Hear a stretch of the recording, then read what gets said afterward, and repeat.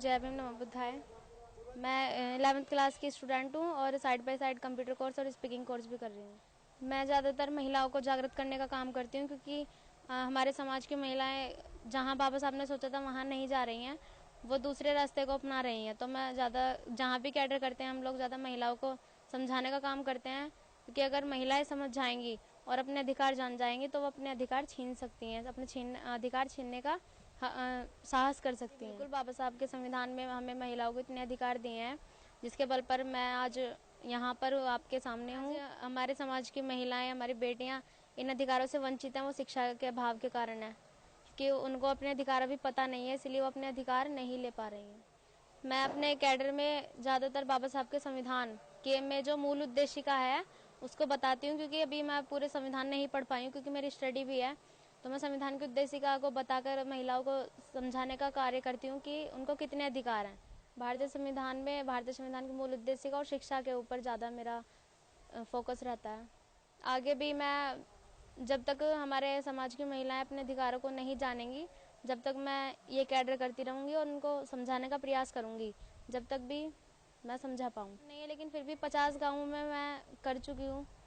15-20 तो अभी मेरठ मंडल में हमने पदयात्रा की थी, इनके बीच में कर चुकी हूँ और पहले भी किए हैं मैंने। भोपतपुरा, वैर, भौरा, मीरापुरगढ़ी और चक बीरमपुर इन गाँव में हमने मीटिंग की और हमने पाया कि भौरा गांव में जब हमने कैडर किया था तो वहाँ पर मिड डे मील के बच्चे थे पढ़ने वाले। तो हमने एक बच्चे को उठाकर बुलाया तो और पूछा कि बेटा आज स्कूल में क्या पढ़ाया। तो उसने बोला दीदी आज स्कूल में दलिया पढ़ाया। तो इससे पता चलता है कि हमारे बच्चों को शिक्षा नहीं, हाथ में कटोरा दे दिया गया है, जिससे बच्चे शिक्षा नहीं ले पा रहे हैं और उनका ध्यान सारा दलिये में जाता है। तो इसी को लेकर हम चाहते हैं कि हमारे बच्चों को समान शिक्षा हो और बाबा साहब के संविधान लागू हो, जिससे हमें समान अधिकार हो।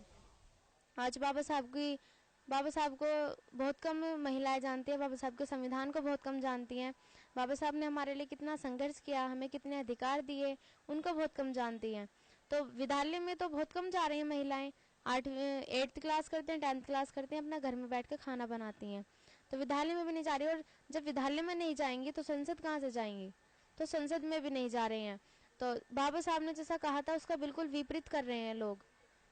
तो इन दोनों मंदिरों में अगर हमारा समाज चला जाएगा तो अपने अधिकार छीनने का साहस कर सकेगा, क्योंकि अगर उसे अपने अधिकार ही पता नहीं होगा तो वो क्या करेगा, कुछ नहीं।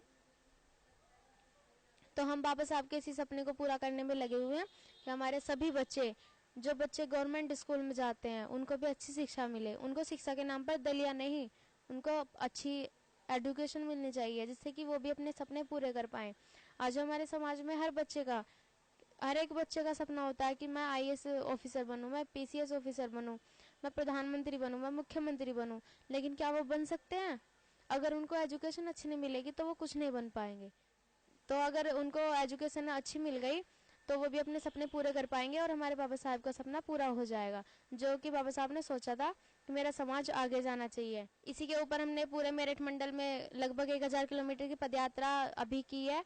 15 सितंबर से शुरू की थी और 14 अक्टूबर को उसका समापन हुआ है, जिसमें हमने 200 गाँव में मीटिंग की है।